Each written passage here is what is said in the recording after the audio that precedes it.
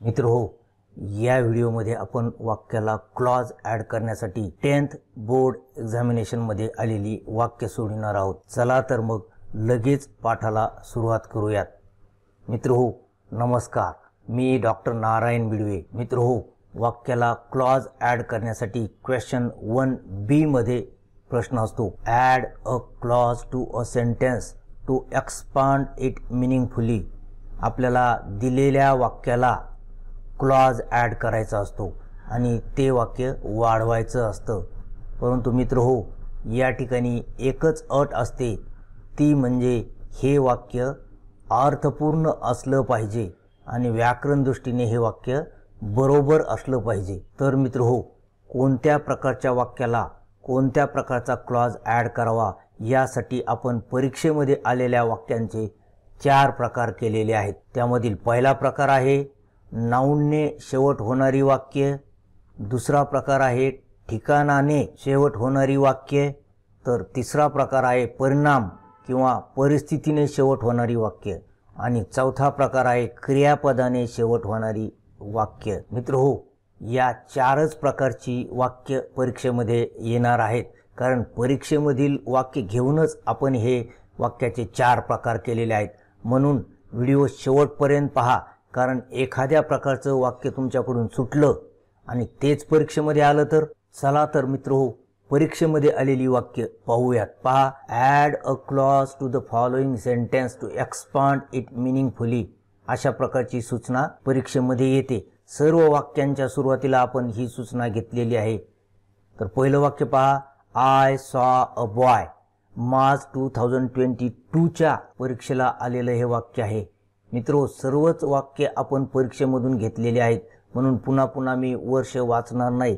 पहा, या ठिकाणी आपण वर्ष घेतलेली आहेत। मित्रो, आता सुरुवातीला आपण नाऊनने शेवट होणारी वाक्य घेतलेली आहेत। पहा, या ठिकाणी अ बॉय या नाऊनने या वाक्याचा शेवट झालेला आहे। मित्रो, नाऊन देखील 2 प्रकारचे आहेत। एक प्रकार म्हणजे व्यक्तिवाचक नाम आणि दुसरा प्रकार म्हणजे वस्तुवाचक नाम।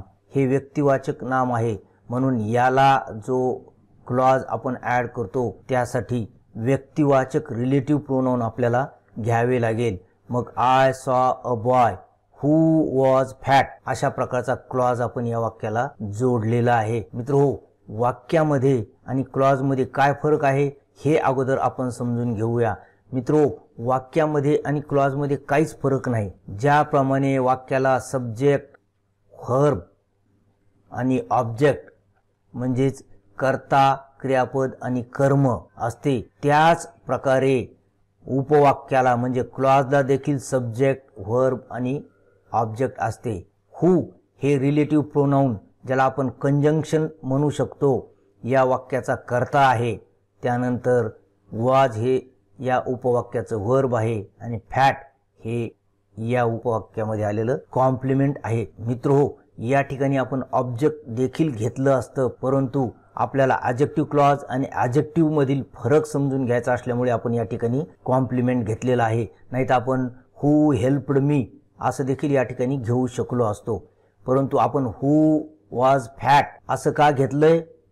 तर मित्र हो, हू वॉज फॅट हा जो क्लॉज आहे, हा क्लॉज या बॉयची माहिती देतो, बॉयचं वर्णन करतो, म्हणून डिस्क्राईब करतो त्या बॉयला। म्हणजेच या बॉयचं हे ॲडजेक्टिव्ह आहे, फक्त हे क्लॉजच्या रूपाने आल्यामुळे नंतर आलेलं आहे। आणि हे जर ॲडजेक्टिव्हच्या रूपाने आलं असतं, एका शब्दाच्या रूपाने आलं असतं जसं फॅट, तर हे कुठे आलं असतं? या बॉयच्या अगोदर आलं असतं। म्हणजे हे वाक्य असं झालं असतं, I saw a fat boy. पहा, हे ॲडजेक्टिव्ह जर आलं तर नाऊनच्या अगोदर येतं आणि क्लॉज म्हणून जर आलं तर ते नाऊनच्या नंतर येतं। हा एक फरक ॲडजेक्टिव्ह मध्ये आणि ॲडजेक्टिव्ह क्लॉज मध्ये आहे। सेंटेन्सचा अर्थ स्वतंत्ररित्या निघतो। आय सॉ अ बॉय हे स्वतंत्र वाक्य आहे, त्याचा पूर्ण अर्थ होतो। परंतु हू वॉज फॅट हे जर आपण आय सॉ अ बॉयला सोडून जर घेतलं सेपरेटली, तर या हूचा अर्थ आपल्याला निघणार नाही। म्हणूनच याला उपवाक्य किंवा क्लॉज म्हणतात। हा क्लॉज हा डिपेंडंट क्लॉज असतो, म्हणजे याला सब क्लॉज म्हणतात। आणि जेव्हा हे दोन्ही क्लॉज येतात त्यावेळी या वाक्याला मेन क्लॉज म्हणतात. तर मेन क्लॉजचा अर्थ स्वतंत्ररित्या निघतो, सब क्लॉजला मात्र आपल्या अर्थासाठी मेन क्लॉजवर अवलंबून राहावे लागते. आणि हे जे रिलेटिव्ह प्रोनाउन किंवा कंजंक्शन आहे, हे कंजंक्शन या सब क्लॉजला या मेन क्लॉजशी जोडते, म्हणून याला कंजंक्शन देखील आपण म्हणतो किंवा हे रिलेटिव्ह प्रोनाउन देखील आहे. तर जोडण्याचं हे काम करत असल्यामुळे हा क्लॉज आहे, हे उपवाक्य आहे, इतकं लक्षात ठेवा. मेन क्लॉजला हे जोडण्यात येतं आणि त्यावेळीच याचा अर्थ पूर्ण होतो, परंतु हे कंजंक्शन किंवा रिलेटिव्ह प्रोनाउनच या वाक्याचा सब्जेक्ट म्हणून काम करतं. म्हणून एका अर्थाने हे दोन्ही सारखेच आहेत आणि अर्थाचा विचार करता सब क्लॉजला मेन क्लॉजवर अवलंबून राहावे लागते. हा इतका फरक थोडा डोक्यामध्ये ठेवा. आणि आता आपण प्रत्येक वाक्याला क्लॉज ऍड करूयात. पहा, दुसरं वाक्य आय नो द बॉय. या ठिकाणी सुद्धा द बॉय असं व्यक्तिवाचक नाउन आलेलं आहे, म्हणून या ठिकाणी सुद्धा हुनेच क्लॉज ऍड होईल. हु स्पीक्स रशियन.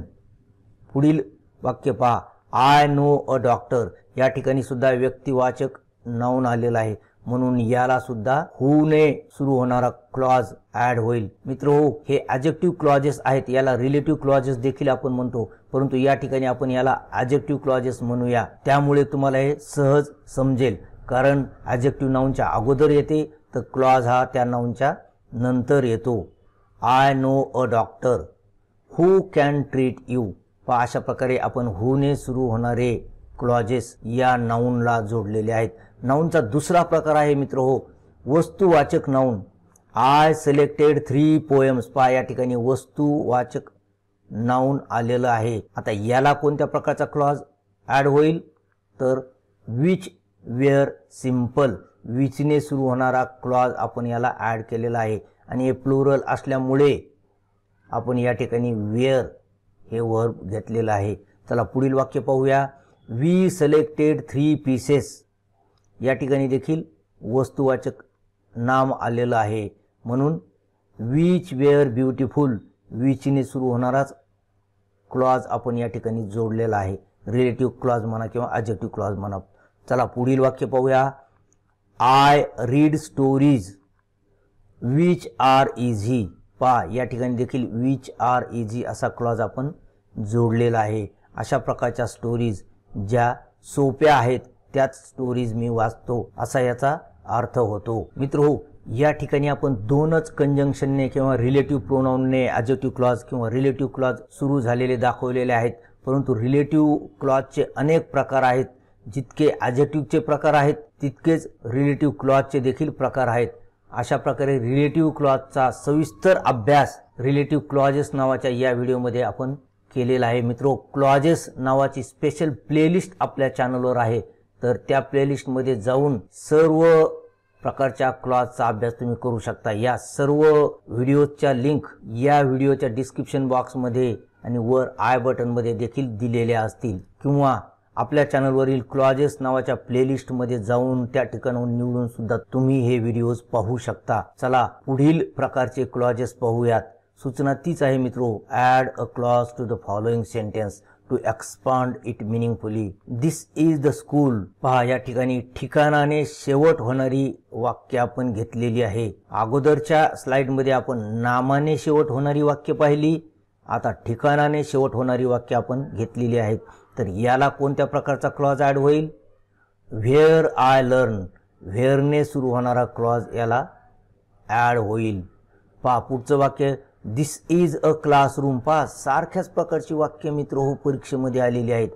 या वाक्यामध्ये आणि या वाक्यामध्ये काही जास्त फरक नाही. इथे स्कूल हे ठिकाण म्हणून आलेलं आहे, तर या ठिकाणी अ क्लास हे ठिकाण म्हणून आलेलं आहे. आणि म्हणून या वाक्याला सुद्धा व्हेअर आय सीट किंवा व्हेअरने सुरू होणारा क्लॉजच ॲड होईल. Where I sit. आता मित्र हो, आपण पाहणार आहोत रिझल्टने शेवट होणारी वाक्य. यू विल गेट सक्सेस अशा प्रकारचं हे वाक्य आहे. मित्रो, रिझल्टचे देखील दोन प्रकार आहेत. होऊ शकणारा रिझल्ट किंवा परिस्थिती. जर होऊ शकणारा रिझल्ट किंवा परिस्थिती आलेली असेल तर या वाक्याच्या पुढे अटदर्शक वाक्य कंडिशनल सेंटेन्स येईल. म्हणून लक्षात ठेवा, रिझल्टचे दोन प्रकार, होऊ शकणारा रिझल्ट किंवा होऊ शकणारी परिस्थिती, यामध्ये अटदर्शक वाक्य येते आणि ते वाक्य सुरू होते इफने. अशा वाक्यांमध्ये विल किंवा वूड आलेलं असतं, हे लक्षात ठेवा. जर वाक्यामध्ये विल किंवा वूड आलेलं असेल तर त्या वाक्याला इफने सुरू होणारा क्लॉज आपण ॲड करायचा आहे, एवढं लक्षात ठेवा. You will get success if you work hard. If you work hard असा क्लॉज आपण ॲड केलेला आहे. इफ म्हणजे जर तुम्ही कष्ट केले तर तुम्ही यशस्वी व्हाल. जर आणि तर असा अर्थ या वाक्यामध्ये निघतो. हा होऊ शकणारा परिणाम आहे किंवा होऊ शकणारी परिस्थिती आहे. ही अट पूर्ण केली किंवा नाही केली तर काय परिणाम होईल किंवा होणार नाही, हे मेन क्लॉजमध्ये दिलेलं असतं. चला पुढील वाक्य पाहूया. He forgot to complete the homework. या ठिकाणी देखील टू कंप्लीट द होमवर्क हा रिझल्ट आहे, पण हा झालेला रिझल्ट आहे. पहा या ठिकाणी फॉरगॉट असं आलेलं आहे. ईडी म्हणजे झालेला रिझल्ट आणि होऊ शकणारा रिझल्ट, अशा प्रकारचे दोन प्रकारचे रिझल्ट क्लॉजेस आहेत. जर या ठिकाणी परिणाम झालेला असेल तर तो का परिणाम झाला हे क्लॉजमध्ये आपल्याला व्यक्त करावं लागतं. म्हणून या प्रकारच्या वाक्याला बिकॉजने सुरू होणारा क्लॉज ॲड होईल. He forgot to complete the homework because he was busy. पहा बिकॉजने सुरू होणारा क्लॉज आपण या ठिकाणी ॲड केलेला आहे. मित्रो, आपण या ठिकाणी तीन प्रकारचेच ॲडव्हर्ब क्लॉजेस घेतलेले आहेत. अनेक प्रकारचे ॲडव्हर्ब्स आहेत. Place adverb, time adverb, result adverb, manner adverb, cause adverb, अनेक प्रकारचे ॲडव्हर्ब्स आहेत. जितक्या प्रकारचे ॲडव्हर्ब्स आहेत तितक्याच प्रकारचे ॲडव्हर्ब क्लॉजेस आहेत. म्हणून मित्रो, ॲडव्हर्ब क्लॉजेसचा सविस्तर अभ्यास या व्हिडिओमध्ये दिलेला आहे. क्लॉजेस नावाच्या प्लेलिस्टमध्ये हा व्हिडिओ तुम्हाला मिळून जाईल किंवा या व्हिडिओच्या डिस्क्रिप्शन बॉक्समध्ये सुद्धा याची लिंक तुम्हाला मिळून जाईल. चला पुढील प्रकारचं वाक्य आपण पाहूयात. सूचना तीच आहे मित्रो. Add a clause to the sentence to expand it meaningfully. I wondered. पहा या ठिकाणी या वाक्याचा शेवट क्रियापदाने झालेला आहे. म्हणजे या ठिकाणी जर क्रियापदाने वाक्याचा शेवट झाला तर त्याला कोणत्या प्रकारचा क्लॉज ॲड करायचा हे आपण शिकणार आहोत. पहा, I wondered why he helped me. मित्रो, हा नाउन क्लॉज आहे आणि हा WH शब्दाने सुरू होतो. म्हणजे क्रियापदाने जर वाक्याचा शेवट झालेला असेल तर त्याला नाउन क्लॉज ॲड होतो. मित्रो हो, नाउन क्लॉजेसचे देखील तीन मुख्य प्रकार आहेत.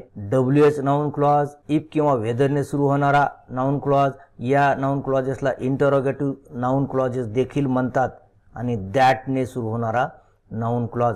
कोणताही नाउन क्लॉज जर क्रियापदाने शेवट झाला एखाद्या वाक्याचा तर आपल्याला ॲड करता येऊ शकतो. मित्रो पहा, हा आहे सब्जेक्ट, हे आहे वर्ब, आणि यानंतर ऑब्जेक्ट यायला पाहिजे, ॲडव्हर्ब BL यायला पाहिजे किंवा कॉम्प्लिमेंट यायला पाहिजे. नाउन क्लॉज हा नाउन प्रमाणेच काम करत असल्यामुळे कोणताही नाउन क्लॉज जर वाक्याचा शेवट वर्बने झालेला असेल तर त्या वाक्याला ॲड होऊ शकतो. पहा पुढील वाक्य, आय डोंट नो. आता या ठिकाणी सुद्धा व्हाय ही वॉज लेट असं वाक्य होईल. इफ ही इज कमिंग असंही वाक्य होईल. That he is very fat कोणतंही वाक्य होईल. I don't know that he is your relative. पहा दॅट क्लॉज आपण या ठिकाणी ॲड केलेला आहे. आता पुढील वाक्य पहा, आय डोंट नो. मित्रो, तेच वाक्य आपण खाली घेतलेलं आहे कारण आपल्याला पाहायचं आहे की त्याच वाक्याला जर त्या वाक्याचा शेवट क्रियापदाने झाला असेल तर कोणकोणत्या प्रकारची क्लॉज ॲड करता येतात. I don't know if he is your friend. पहा या ठिकाणी इफ वापरून आपण क्लॉज केलेला आहे, किंवा if he is your relative असं देखील आपल्याला म्हणता येऊ शकलं असतं. I don't know where he lives. पहा या ठिकाणी व्हेअरने सुरू होणारा क्लॉज आपण केलेला आहे. व्हाय ही हेल्प्ड मी असा देखील क्लॉज या ठिकाणी ॲड होऊ शकला असता. अशा प्रकारे मित्र, जेव्हा क्रियापदाने वाक्याचा शेवट होतो त्यावेळी नाउन क्लॉजेस त्याला आपण ॲड करू शकतो आणि कोणताही नाउन क्लॉज ॲड होऊ शकतो. किती सोपं आहे पहा.